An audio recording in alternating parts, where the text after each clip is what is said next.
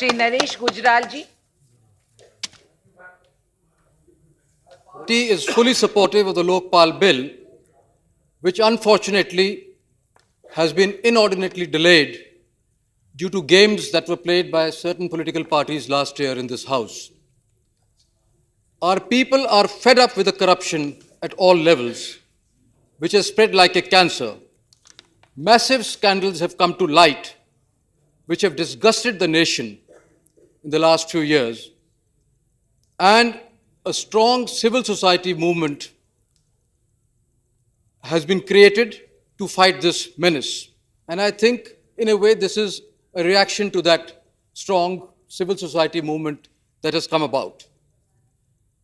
Ma'am, the way agencies like CBI, IB, and income tax have been misused by this government in a brazen manner resulted in a need to free them of the government's control.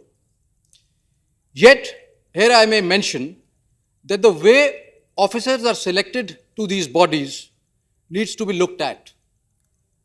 In my question last week in the Parliament, the government replied that there is no selection board for recruitment to either of these agencies.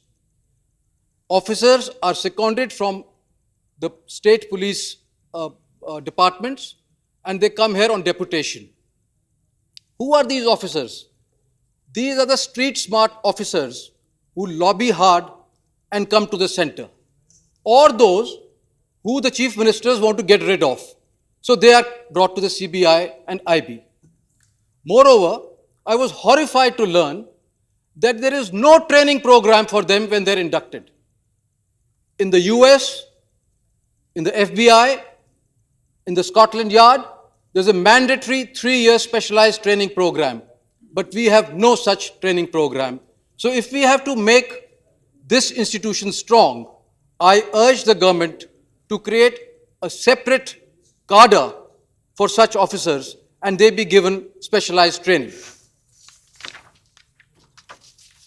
Madam, while there is no doubt that this bill is a noble attempt to curb corruption, I feel that even the Lokpal, once it comes into being in the next couple of days, would be toothless unless we do something about our judicial delivery system. If guilty officers or public functionaries are not given exemplary punishment expeditiously, the institution of the Lokpal would be rendered totally ineffective. Investment has to be made to improve our judicial delivery system by creating new courts and adding judges, and if needed, Mr. Minister, running the courts in 2 or 3 shifts every day. Sir, in the end, Madam, in the end, while I welcome the bill, yet I must admit that I would agree with Professor Ram Gopal Yadav that the office of the Prime Minister should have been kept outside the purview of this bill. In the past, we have seen how attempts to make a Prime Minister ineffective were made by a certain political party, and here I am referring to the St. Kitts affair, where a fictitious account was created in the name of Mr. VP Singh's son so that he could become ineffective. We have seen recently how telephone calls of heads of state, of European heads of state, were tapped by certain agencies. This could happen again. And as India becomes a superpower, games would be played by international agencies to make the office of our Prime Minister ineffective. They could create fictitious accounts abroad, institute cases abroad, so that Lokpal opens the investigations against the sitting Prime Minister and renders him or her completely ineffective.